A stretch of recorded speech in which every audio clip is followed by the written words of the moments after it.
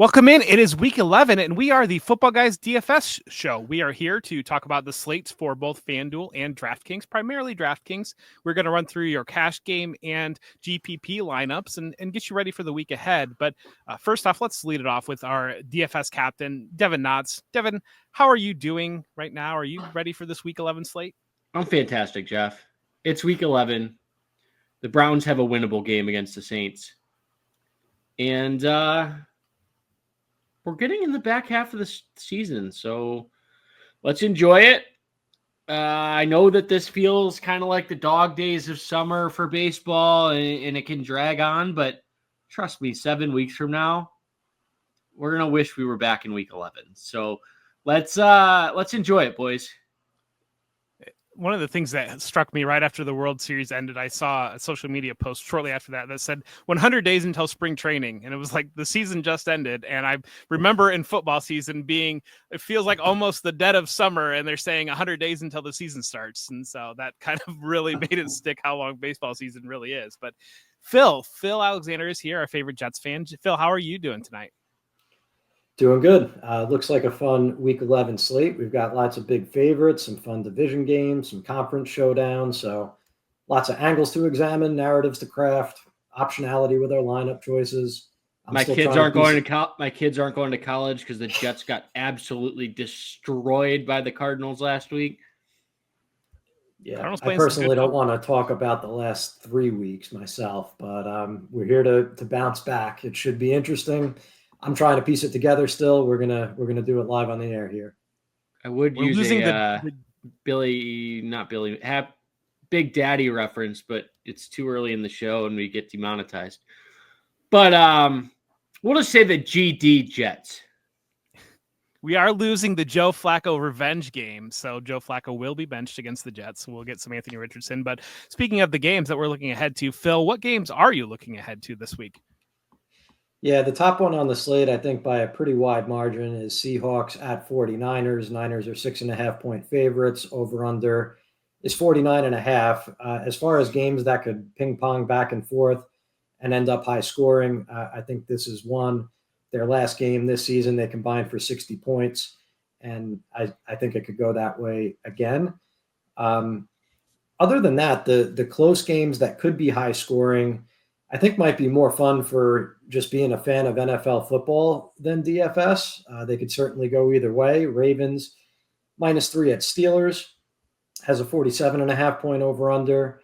And then Chiefs at Bills is a nice AFC showdown with the Bills at home favored by 2.5, 45.5-point over-under. And then after that, the games get lopsided. We've got some big favorites and some players that I'm sure we'll be talking about on those big favorites. Yeah, speaking about big favorites, I think I'm seeing the Lions with a 14-point spread against the Jaguars. That seems like the first really big. I know some of these we get up to these 17-point spreads occasionally. That seems like the first really big one that I've seen so far this year. It kind of tells you where the Jaguars stand and especially where the Lions stand. Devin, are there any other games that you've got an eye on this week?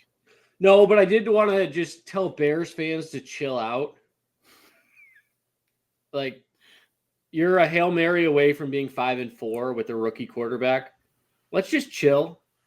Like, you're only 5-point underdogs against the Packers at home.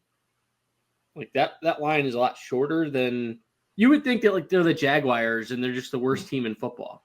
Like, I'm in Chicago, so maybe it's just my bias, but like the irrationality of Bears fans needs to stop.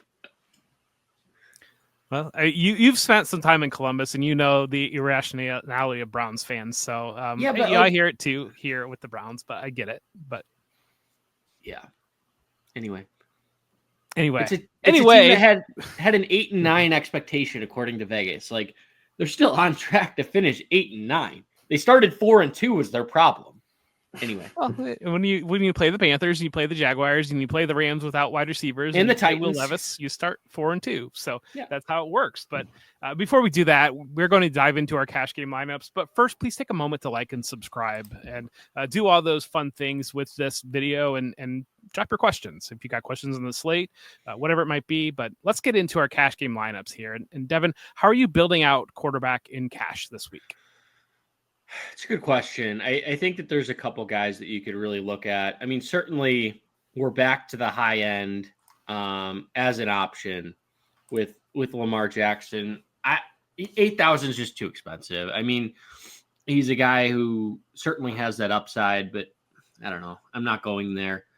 I think for me, it is Jameis Winston at 5,500, the revenge game in New Orleans.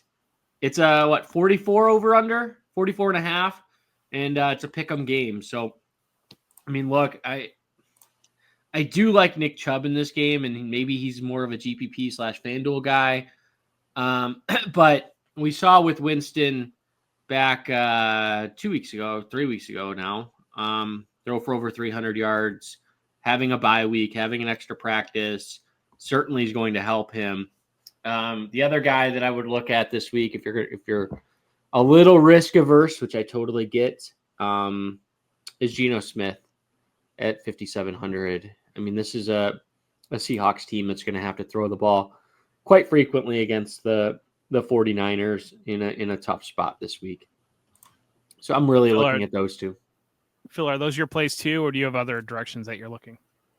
Yeah, Geno Smith is the top point per dollar quarterback on our site projections and my personal projections. So I think that makes a lot of sense. He threw the ball 52 times in the last meeting and barely 3x his salary. But I think this one should go a little bit better for him. He's got DK Metcalf back, which was a problem in recent weeks. So 5,700 is a really good price for Smith. A couple other guys that I think are viable. I think you could go up to Brock Purdy, even though he's a little bit more expensive on the other side of that game. My only worry that we'll get to when I get to running backs is I think I also want to play Christian McCaffrey. And even though they're a little bit more correlated than most quarterback running back combos, there's a decent chance they cannibalize each other. So I probably won't end up playing Purdy. But the other way to look at it is that if you are playing Purdy and CMC in the same lineup, you're getting access to all of the 49ers touchdowns, unless Juwan Jennings does one of his tricky touchdown passes. So there could be some value there. And just for the sake of throwing one more dark horse out there, I think Drake May at 5,600 has a pretty high floor this week. It's not going to be like last week where the Bears get nothing going and he only has to throw 25 times and not run all that much. In his 4 full games, last week was his first one with fewer than 38 rushing yards. So he's kind of starting out with like the equivalent of a passing touchdown. And the Rams are a Jekyll and Hyde defense. When they're bad, they're really bad. Pats are at home for this one. And I think it's one of those games where in order to have any chance, the Patriots are going to have to let May do his thing. So probably more of something you'll want to consider in GPPs. But because it's not easy to stack him, I thought he might fit the cash game conversation. You probably don't need to do it at $100 less than Geno Smith, though. Yeah, the only concern there is the Patriots' run defense is horrendous, and that could really slow the game down if the Rams just take like a run-heavy approach, just with long drives. So, one of the fun things about going last is it's kind of one of those things when it's like, you didn't take my guy, but then it's like, well, you didn't take my guy. And so it's like double-edged sword of like, I got to throw a name out, but at the same time, you guys don't like him. But Russell Wilson at 5,900 going up against the Ravens and a 48.5 point over under. Ravens have allowed the second most fantasy points to quarterbacks. Kyle Hamilton out of that game. I really like Russell Wilson in the spot right now a lot for again, 5,900. Phil, let's dive into our running backs and where are you looking to set running backs in your cash lineup? Yeah, so I already kind of spilled the beans with Christian McCaffrey at 8,300. I think we saw everything that we wanted to see from him last week in terms of how he's being used. 88% of the snaps, 20 total opportunities when you combine his rushes and his targets. Seattle over the last 5 weeks has allowed 25% more fantasy points to enemy running backs than league average. These were huge games to James Cook, Bijan Robinson, and Tyrone Tracy. You could probably, I think there's a decent debate between him and Alvin Kamara at roughly the same price because they're going to have similar workloads. They're both going to catch passes. But for me, isn't the answer just play both? It could be. You could do it this week, but there is another running back that I like. I was kind of choosing between the two, and for me, I just like the 49ers Seahawks game a lot better. Like it would shock me if that were like a low scoring, slow game. The other guy I really want to play is Devin Achan at 7,200. Although I could totally see playing both CMC and Kamara, but his usage last week was still really good, even though he didn't have a great game in prime time. 70% of the snaps, 12 rushes, 5 targets. On the year, he's got 3 times as many goal line rushes as Raheem Mostert. And it seems like the Dolphins have gone away from Mostert at this point. You got Miami with the good setup, 7.5-point home favorites. We like that for cash games. And the last time we saw this Raiders defense, Chase Brown hung 157 yards and a touchdown on them. So the matchup is there too. Just from a value standpoint, it's hard for me not to click on Achan. Yeah, Devin, I know you like Chubb this week. Oh, sorry, you're gonna go. Yeah. I mean, it's just a touches thing for me. I feel a little bit safer with Kamara. For me, I do like Nick Chubb, especially on FanDuel. I think he's going to be a must play over there at 6,200. Going up against that New Orleans defense that hasn't been all that great for most of the year. We saw Chuba Hubbard last week with a pretty nice game. Audric Estime, 4,500. 14 carries, 53 yards last week. I discount that. Like, yeah, that's not that great. 3.8 yards a carry. However, facing the Chiefs, and the Chiefs have the best, if not the best, then they're second behind Baltimore, but 1A, 1B. So 53 yards, certainly respectable against Kansas City. And Javonte Williams officially out, I believe. Has he been, or just hasn't been playing? One of the two. He got benched, so it wasn't an injury. He got benched. Okay. So then that makes me like him even more. That the team is fully committed to Estime. Estime is a big back, 230 pounds. I think at 4,500, we've been talking all year that like you can't find running backs under 6K. And if he gets, I mean, against Atlanta, the matchup's largely neutral. If he can get, I don't know, 12 carries, maybe 1 or 2 catches, like I feel really good about that. Chubb and Estime are you? No, I like that Estime call. I wasn't quite sure if that was going to be a cash game call or not, or a GPP call, but at 4,500, I mean, that's one of the best running back prices I feel like we've gotten in a while. Some of it's doing the show on Wednesday and waiting to see how injuries will pop out, but that creates a lot of potential to go other directions in your lineup. Yeah, Chubb for me on DraftKings is only a GPP play. 6K, the price is just too high.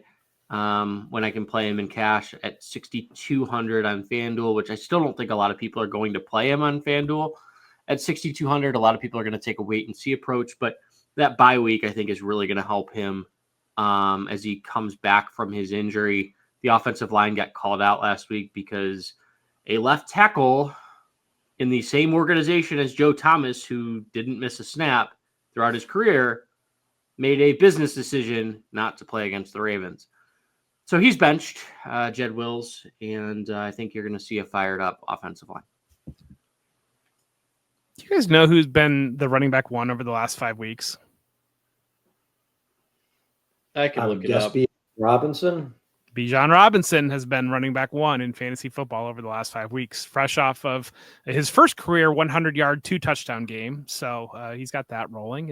And Denver is a little bit mildly difficult defense, but he is rolling pretty hot. But I think, Phil, you're talking about Devin Achan, and to go up another 600 off Devin Achan, I probably would rather just stay on Achan there.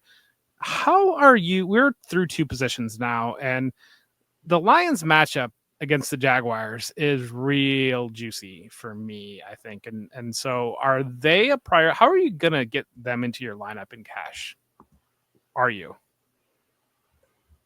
I wasn't. Okay. Just too many. There's just too many mouths to feed in that offense. Like, could they get a pick six? Like, could they, picking between Laporta, Amonra, his price is still high, Gibbs, Montgomery. There's just too many guys that I don't know. I think you could get a touchdown out of them, but like at their price, you still need the yardage in the receptions. And if they get out to like a 17-0 lead early, you're kind of screwed. Yeah, I thought maybe David Montgomery might be. He would be the guy that I would consider at 6,500. Like he would be the guy. But wide receivers, Phil, what are you looking at for wide receivers? Yeah, so we spent up at running back, and I think we did that and feel okay about it because there's a lot of mid-tier value at wide receiver this week. I'm going to start with Cedric Tillman at 5,300, averaging 10.6 targets per game since the Amari Cooper trade, no fewer than 9 targets in any of those games. To me, it looks like he's getting downfield and winning in a similar way to like Nico Collins does for the Texans. So it's kind of like discount dollar store Nico Collins, which sounds good to me at 5,300. And then if Tillman is the dollar store Nico Collins, I think we could call Juwan Jennings the same thing, but Brandon Ayuk. So he's the second guy that I was looking at in cash. He's just filling the Ayuk snaps, running the Ayuk routes, and putting up better numbers than Ayuk did when he was healthy earlier this season. So with the 49ers as close to full health as they've been, it's not like I think we're getting like another 49-point blow-up game anytime soon from Jennings, but he had 16 last week, and I think that's sustainable, and the price is okay. And then the third wide receiver that I really liked is another kind of like discount alpha. It's Calvin Ridley at 6,200. He is like on fire. He's top 25 DraftKings points in 2 of his last 3. In 3 games without DeAndre Hopkins since the trade to the Chiefs, Ridley has 15, 8, and 9 targets. Now, these are Will Levis targets, and I'm still working out that sliding scale for crappy quarterback targets and air yards I talked about a couple of weeks ago. But Ridley was still able to get loose with Levis against the tough Chargers defense last week.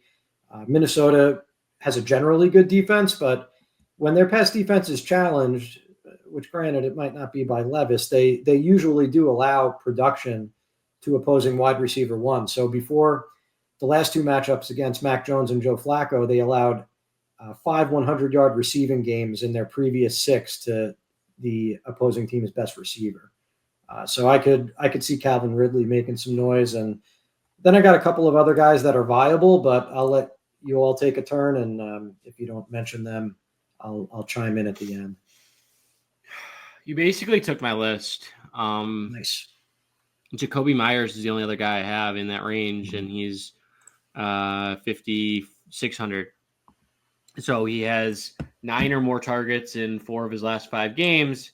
Coming off the 100-yard performance last week, I think he's a guy that is their number one. And certainly he feels a little bit safer than Jennings. I understand the Jennings call. I understand the upside. I don't know that I'm ready to go there and fully commit because it was against Tampa Bay. And it was his first game back in about a month. And there's so many different options in San Francisco that do make me a little bit nervous. I hear you, and we saw Brandon Ayuk with the volatility earlier this season, so that does worry me just a little bit. I think the concerning thing is like on the high end. Well, I can't really afford any of it because I want to take some of these higher end guys. The only way you could do it, and it's more of a GPP play, but if you really believe in the Patriots, looking at a guy like Kayshon Boutte, 40 yards or more in 2 of his last 3 games. I don't know. He's cheap enough, and he has the practice reps with Drake May. So would certainly be a guy that if you wanted to punt and spend up for a guy like we'll talk about tight end in a minute, but And if you wanted to try and find a way to get Travis Kelce in, it's probably not a bad idea. But to do that, you either have to say, hey, I'm going to sacrifice one of Kamara, McCaffrey, or go down to like a cheap punt type receiver. Two other names that stood out to me. Cortland Sutton at 5,900. He's been 86 yards per game over the last 4. He's either had 100 yards or a touchdown in his last 4 games. He's been a top 10 wide receiver over that stretch. At only 5,900, Atlanta's allowed the 8th most fantasy points to wide receivers. And then DeAndre Hopkins at 5,700. Buffalo's a little bit more of a difficult matchup, but you never know. And especially Patrick Mahomes just carves the Bills up, and it is parts of my nightmares basically. And regardless of what's going on coming in, he's still going to go for 323 and 3 touchdowns because that's what happens against the Sean McDermott defense. But I had Phil's as well. I think those were great call outs, and I think that between those 5 guys, the 3 that Phil mentioned, and those 2 guys, I feel like they are all $500 to $1,000 too cheap from where they should be, and that really allows you to target these top end running backs and those types of things. This does concern me a little bit, and just from like a strategy perspective, like this is the first time all season where we've largely just agreed on everything. Yeah. And I wonder if it's a week where you're going to see a massive amount of overlap. And I would think, on those weeks, maybe look at FanDuel, like maybe look at a different site and see if there's going to be variance over there, or just play GPPs, because what it's going to do is those players who are popular in cash are also going to be popular in a GPP format. So just be a little bit cautious this week, because we just named like 10 guys and 8 of them overlapped. Yeah, it feels awfully easy this week. I agree with that. To the point that even when you mention Jacoby Myers, the note that I have is that there's a good argument to be made for playing him over Juwan Jennings, and then you made the argument. So we're definitely in lockstep. One other thing I'll throw out there before we move on to tight end, I was considering Tyreek Hill, because we've been saying it for weeks that he's underpriced, and there are ways to get there this week. But there's obvious risk, right? Tua hasn't shaken off the rust. He's dealing with an injury, and the game script favors the run against the Raiders. But I could totally see flipping over the cards and my opponent has Tyreek Hill, and all of a sudden I'm in bad shape like a quarter into that game. So let's play this out. Tyreek Hill plus, and it's a good transition into tight ends. Tyreek Hill and Hunter Henry is 11,300. Cedric Tillman and Travis Kelce is 11,600. To me, it's pretty obvious that I would want the Kelce side of that, if I can afford it, because I mean, Kelce 12 or more targets in each of his last 3 games. He's just been like I think the differential, and this is where I'm going to struggle all week, is whether or not I pay up, like I said, whether or not I pay up for Kamara and McCaffrey, or I do something different and try to fit Travis Kelce in my lineup, because at 6,300, he's too cheap for the volume that he's getting. I think the differential that you get from Kelce compared to, I mean, look, I don't mind Hunter Henry. I think he's fine, but we've seen his floor and it's not good, right? I don't think Kelce has the floor, at least in this current offense, with them being so banged up, that Henry has. And there could be 20-point difference at tight end, all based on a $2,400 price point that you have to find salary for. Yeah, this feels like we're just getting the early season price on Travis Kelce for some reason, even though over the last, what we're getting out of Kelce would be a $7,300 player or $7,500 player in the past. And you're sitting. He was so bad early on that he's working his way back up, but he's just underpriced. Yeah, this is his third. So he's had three different in his career. Three games or more stretches of 8 receptions or more, and this is the third time in his career he's done it over the last 3 games. He did it early in 2023, and he had a 7-game stretch at the end of 2020. So that's basically what you're getting over the past 3 games is near prime Travis Kelce, and he's only 6,300. I think you have to get him into your lineup. Are there other tight end plays? I have a way to do it. If you play McCaffrey and Achane, there is a tight end that you could play, and then you're able to get Kelce into your flex at 6,300, and that is this week's mispriced Monday night guy, and that is Davis Allen of the Rams at 2,500. So he's slowly but surely seeing more snaps over the last 3 games, and on Monday night he was up to an 80% snap share to Colby Parkinson's 16%. So it's totally flipped from where we were to start the season. He got 6 targets, he caught 5, and you're not going to find another player at 2,500 on the field as much as he's going to be. And they do at least marginally involve their tight ends, even when both wide receivers are healthy. So I think that's one way, you get 5 to 7 points out of Allen, and then you could squeeze a $6,300 flex into the type of lineup that we've been talking about.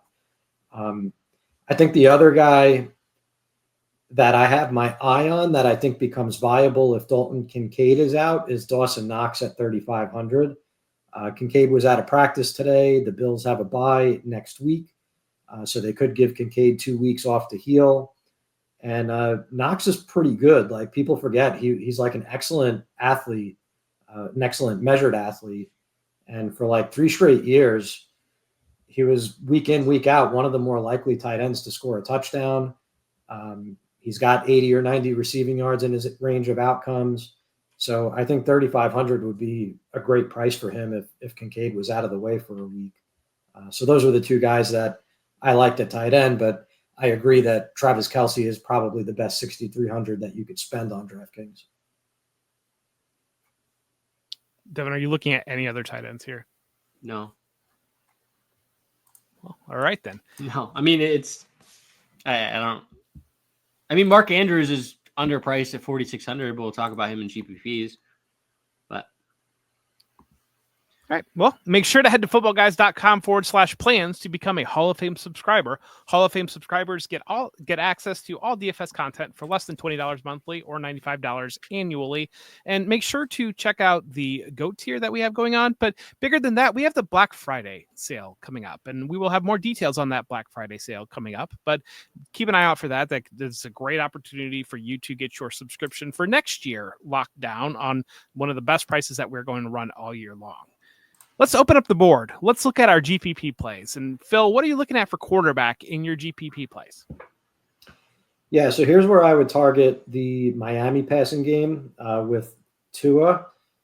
It's a matchup thing and a game script thing. We expect the Dolphins to win big. So I think here is where you do your Tua, Tyreek Hill. You could even throw Achane into that same stack. And honestly, if Tua can't get to like somewhere between 24 and 28 DraftKings points in this one, I might just cross him off the list for the rest of the season. But hopefully he's knocked off the rust at this point, and he's ready to give us a good game in a cupcake matchup. Second name here is Josh Allen at 7,800, just because he's Josh Allen. So he is probably the highest ceiling player at any position on the entire slate. I think he'll be low-ish owned.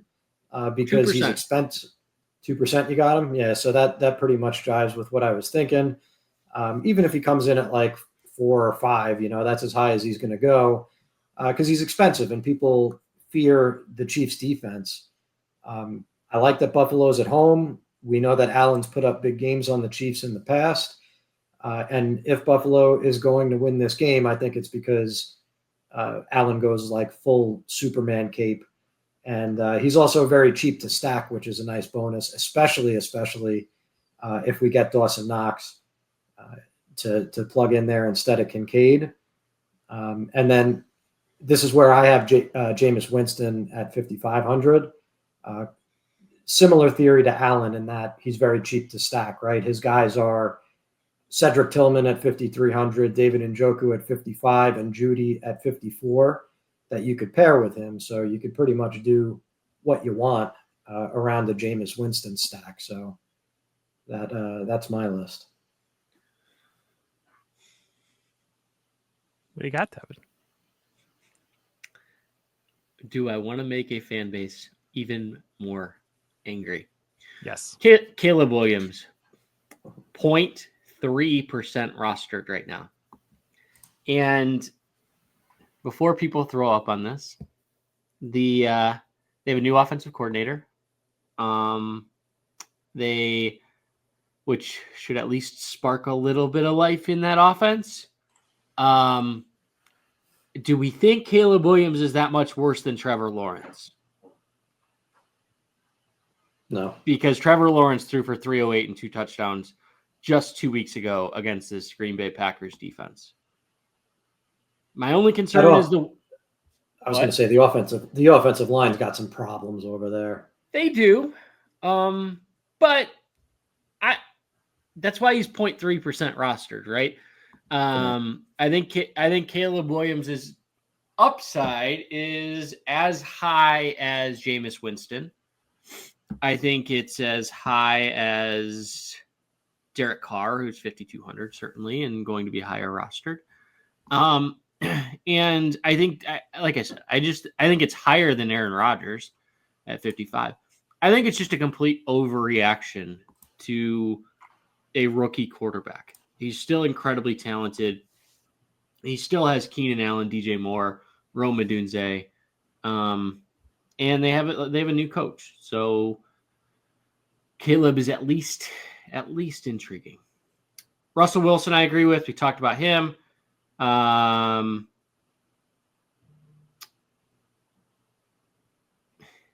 going to do that. I was going to say Anthony Richardson, but scratch that. Can I just say that Ravens-Pittsburgh game is either going to be 9-6 or 45-38 with no in between? That's how Ravens games are, man. That's how every AFC North game is that way. Yeah. I mean, Josh Allen, I agree with. He's too cheap for the roster percentage.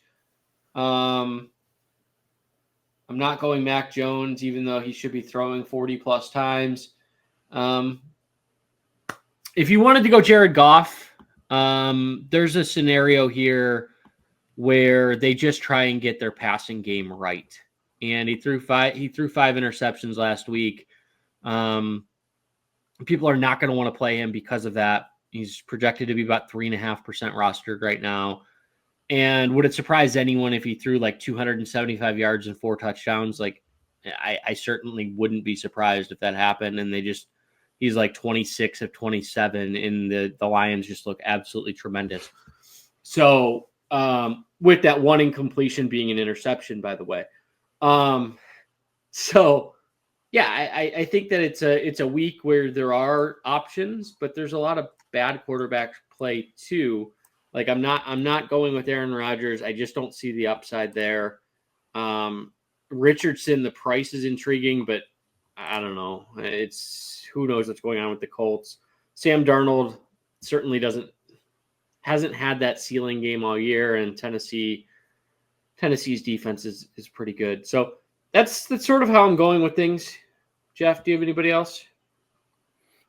Bo Nix, maybe at 6,200. He's been a top 12 quarterback. I think Atlanta's got a good enough offense to be able to push him on that side. He can give you the ability to rush for a couple touchdowns. So that's in play.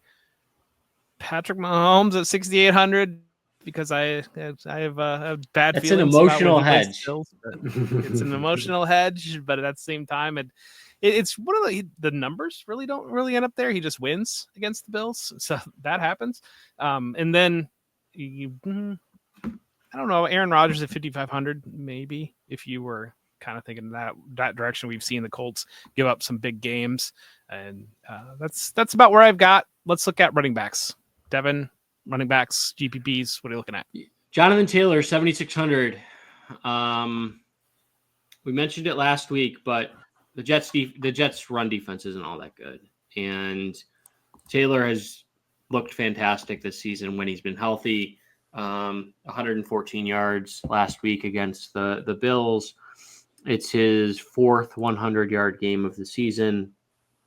So at 7,600, he's largely going to go under rostered. Right now, he's about 8% rostered, which is a little bit too cheap.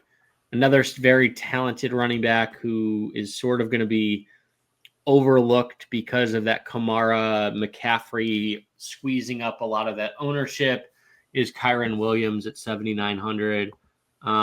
Certainly has, his touchdown streak was broken in week 10, but certainly has as much touchdown equity and upside as just about any player on this slate. And I talked a little bit about New England's run defense struggling. You can also get him at about 7 to 8% as well.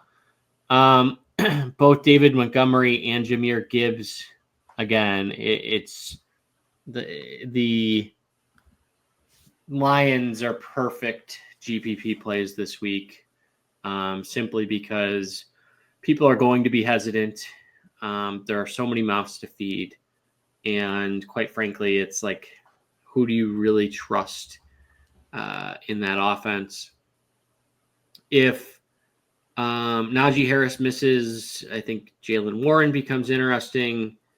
The matchup is incredibly difficult, but he could catch 4 or 5 passes out of the backfield, and at 5,300, he doesn't need to do all that much to actually get to value this week.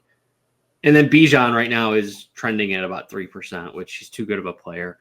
But I know Jeff had already mentioned him and why he likes him in cash, so I won't repeat that. I just pulled a Phil and named like everybody on the board, but Phil, do you have any names that are not named that we could name? Now I don't know if so we can't play cash games because there's too much overlap, and now I don't know if we could play GPPs either because Devin just named all my runs. I named 9 guys. Like there's you can only play 2 or 3, so yeah, double down if you liked one of them. Give the people some Phil analysis. It was Kyron Williams at 7,900 for pretty much the reasons that you mentioned. He's going to go overlooked despite being in the best possible matchup. Chicago couldn't get anything going on offense last week against New England, but I think that we should still be looking to exploit their rush defense. I mean, before that, it was Tony Pollard, 128 yards, Tank Bigsby, 118 yards, Joe Mixon, 102 yards. The Dolphins guys combined for 166. Jordan Mason, 123. I mean, you guys get the point. And Kyron Williams has probably the best opportunity share of any running back in the NFL.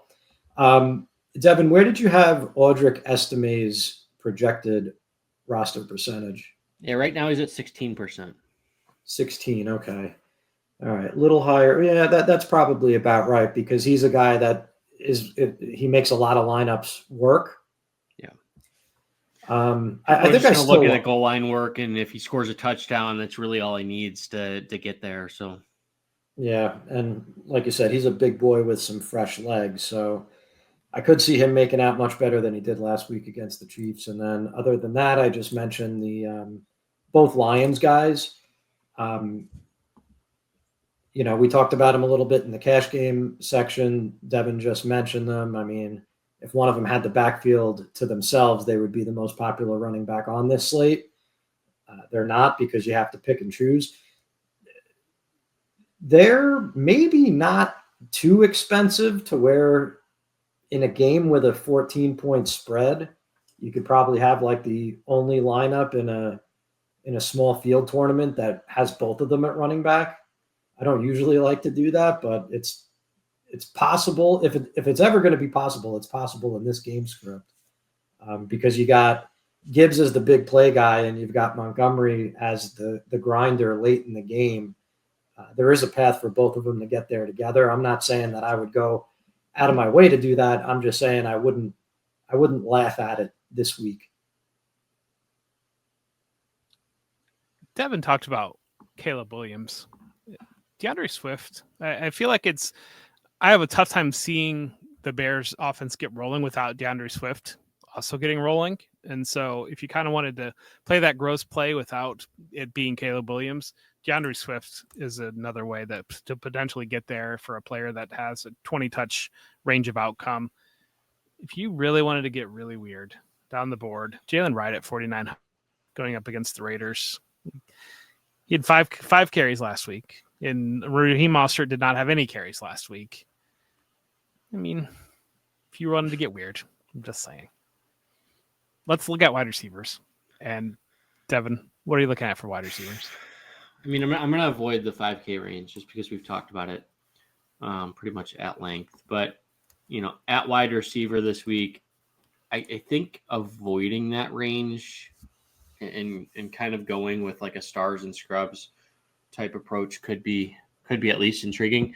Keyshawn Boutte is going to be the highest, most popular player as of Wednesday night at the wide receiver position, 24% rostered. I think it'll come down. I don't believe that number, but 3,500 is a pretty good price point. Other guys I'm looking at. Certainly, I don't like Aaron Rodgers this week, but I do like Devontae Adams. I don't know where the Jets are at. And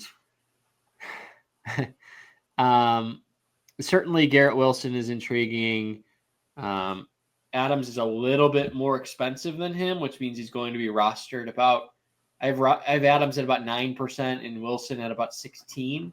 I think one of these guys has an opportunity to have a pretty big day. I don't know. I just trust Adams to Rodgers a little bit more based on the history there. Jameson Williams, 5,800, coming back from the suspension, right? Played last week, but yes. He did play last week. Okay. It's just like one of these Lions guys is going to be the difference maker. And, last week, 5 for 53. Okay. Not great, but certainly just takes one big play. Talking about big plays. This is the worst play that I've ever given out on this show. Bar none. Marquez Valdez-Scantling, 4,400. It's horrendous. But, 3 targets last week, 105 yards and 2 touchdowns. How else are they going to move the ball? He hasn't been with the team very long, but certainly they're going to take at least a couple deep shots to him. And if he can connect on one of those, he's going to be at least intriguing. And then Calvin Ridley at 62 is the last guy I'll throw out there. I know we talked about him, but he's underpriced. I had concerns last week because of the Will Levis factor, and most of his work had come with Mason Rudolph. He was tremendous last week, and at 6,200 just feels a little bit underpriced again. Phil, do you have other directions? Yep. So I like the Seahawks wide receivers, namely Jackson Smith and Jigba, 6,500. And DK Metcalf was back to a full practice today. He's also 6,500. I think for the upside, those guys are both affordable. I think we've pretty much covered that the 49ers are going to put up points on the Seahawks defense, and the Seahawks are going to be slinging it around in all likelihood. You got Smith and Jigba off of that big breakout game that he had before the bye, and the coaching staff after that was talking up, keeping him more involved moving forward. And I buy that. We know he's a talented guy, and he's kind of just been misused at various points throughout his career, but he certainly wasn't 2 weeks ago, and you would think they would want his production to continue. Of course, it came without Metcalf in the lineup, and he was having a great season prior to the knee injury, and Smith and Jigba was being used closer to the line of scrimmage. So I'll probably split my exposure to those guys because I don't have a big lean on which one has the big game, but I think either of them could. I mentioned Tyreek Hill before. I was thinking about him in cash, but from what I was looking at, he's not too far over the 10% ownership range, and I think he'll probably hang out in that neighborhood somewhere, give or take 5%. So he's a great GPP play. He's underpriced, and he's Tyreek Hill. And then I think you have to consider Waddle as well. We almost saw him come to life last week with a big first quarter, and then it kind of fell apart after that. But we know what kind of player he is now for a couple of years. And then Green Bay is the other wide receiver room that I was looking at. Romeo Doubs, 5,500, or Jaden Reed, 6,400. I don't think either of these guys are going to be owned because they're coming off the bye week. They're not coming off of great games recently. Matchup against the Bears pass defense is tough.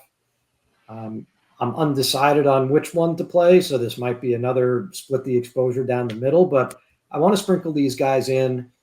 Doubs is the bet based on volume. Reed is the bet based on big play upside, and I know he had been banged up, so I think the bye week might have done him some good, so maybe a slight lean towards Jaden Reed. I like George Pickens. You're going up against the Ravens secondary that was just absolutely annihilated by Jamar Chase last week. And Pickens is not Jamar Chase, but Pickens has been averaging over 90 yards per game with Russell Wilson at quarterback and touchdowns in 2 of the last 3 games. Puka Nacua, I think that we're getting a little bit of a Monday night discount there. We see he looks really good. And you're getting him at 7,300. And yeah, we talk about Kyron Williams and maybe that game plan goes that direction. I think Nacua right now, and especially in a game that they should run away from the Patriots, ideally, I feel like the potential for a bigger game is there for him instead of Cooper Kupp, because we just haven't seen the big plays come out of Cooper Kupp coming back from that injury. And then all the way down at the bottom of the board, you've got Curtis Samuel at 3,300, 8 targets last week. The Bills are desperate. Wouldn't be a football DFS football guys show if Jeff didn't meet his quota. And then the other one, does that assume Jeff that Amari Cooper doesn't play? Yes, assuming Amari Cooper is out, we already know Keon Coleman's out. Assuming Dalton Kincaid's out, you could really be they're going to be scraping the bottom of the barrel if that's the case. The Amari Cooper trade might be the worst trade in the history of the NFL. I assure you that is not even the worst trade to involve the Cleveland Browns in the history of the NFL. Marvin Mims at 3,100.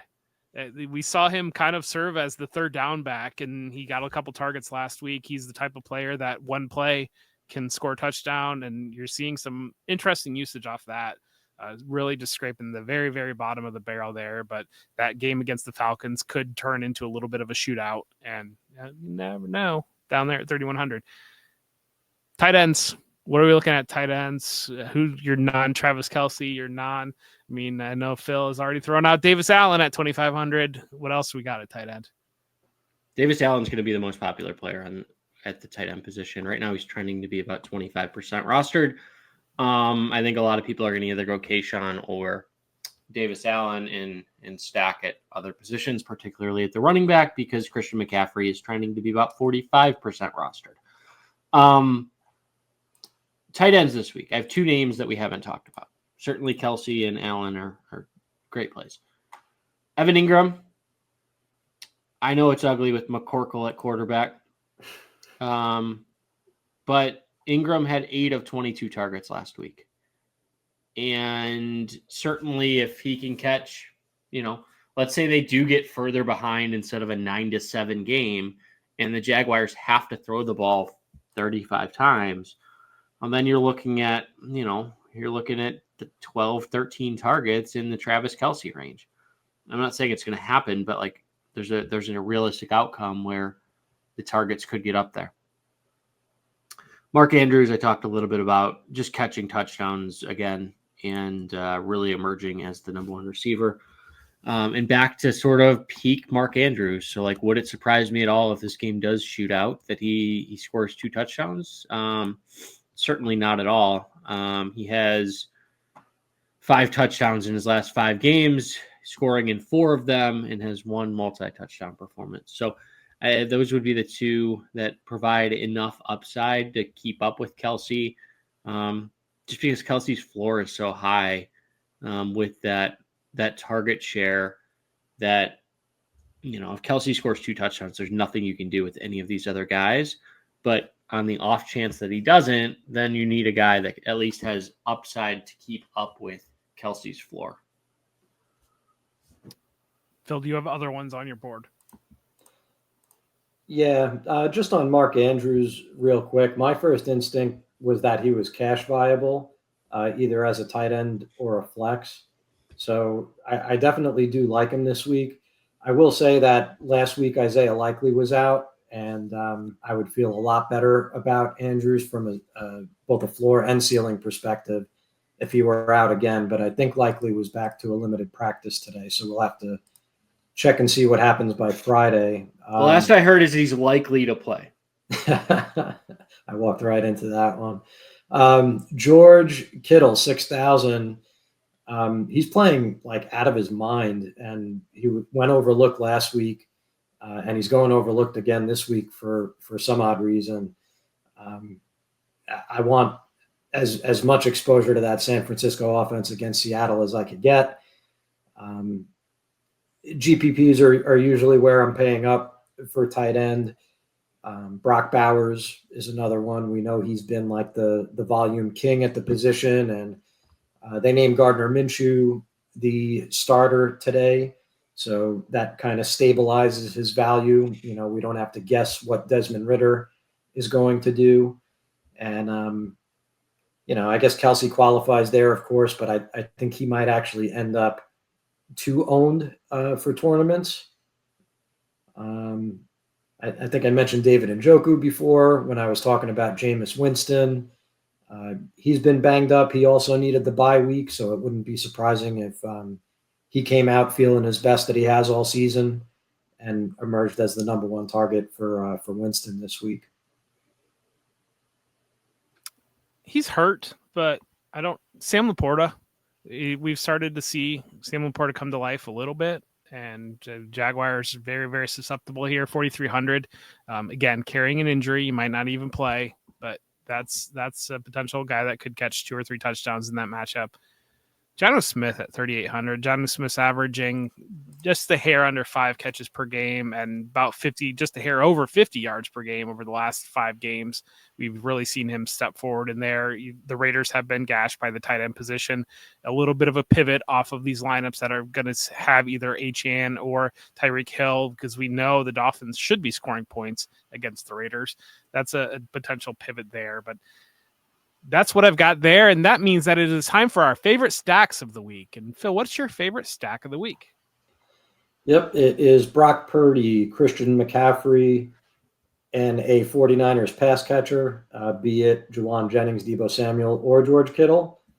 So a Purdy double stack with CMC as part of that stack, and then run it back with either Smith and Jigba or DK Metcalf. So point being, I'm going to be building a lot around that game as a core stack.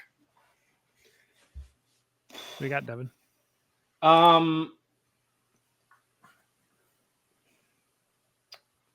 It's not my favorite. I think that there's better ones that we've mentioned throughout the show, but I'll throw one out there. I have a feeling that at some point we're going to see that ceiling Justin Jefferson game.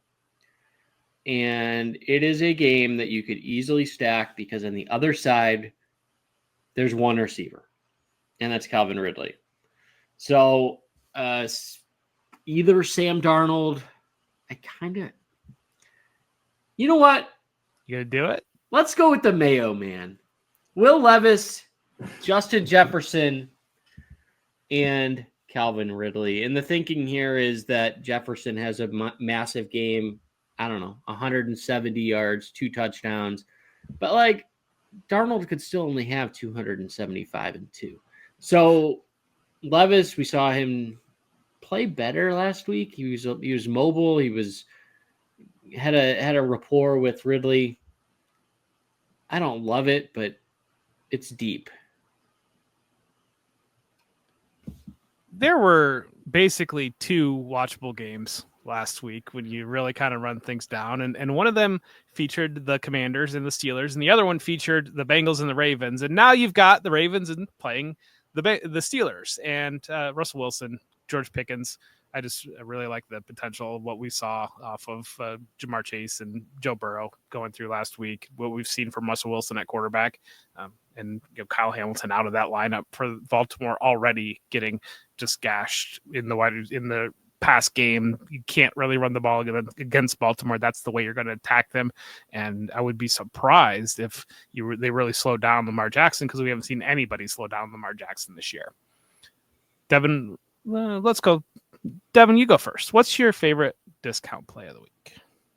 I mean, I think it's kind of obvious. I mean, Jeff is going to say Curtis Samuel. I'm going to say Kayshawn. He's going to say Davis Allen. I'm gonna surprise you. I'm going to go Davis Allen. There you go. I'm going to take it back to the years past when we used to talk about the defense position. So I'm going to shock the folks out there and say that the Titans defense at 2,300 against Sam Darnold is one that I'm looking at. So they're sub 2,500. Sam Darnold is coming off of a Sam Darnold-ish game that we haven't seen in quite some time. 3 interceptions, and could have been even worse. And is he seeing ghosts? I believe he's seeing ghosts, Evan. Oh, boy. Yeah. So Day of the Dead comes, and then all of a sudden he's seeing ghosts. Look out. Yeah, and again, I think it might even be more for cash if you're trying to make the lineup work out of the players that we were talking about earlier. You're trying to get McCaffrey, Kamara, and Kelsey into the same lineup. You're going to need that cheap Davis Allen, and you're probably also going to need a cheap defense. And it doesn't get much cheaper than 2,300. Marvin Mims, 3,100. 43% snap share last week, but playing running back, that was weird. And we know Marvin Mims can hit you deep and make a big play. I think that the sneaky shootout potential in that Broncos-Falcons game, just a deep dart that, kind of, there's different ways he's getting the ball in his hands, and one play at 3,100 makes it worth it. That's our show for this week. Devin, why don't you send the people out with some wisdom? Let's go Bobcats minus 10.5.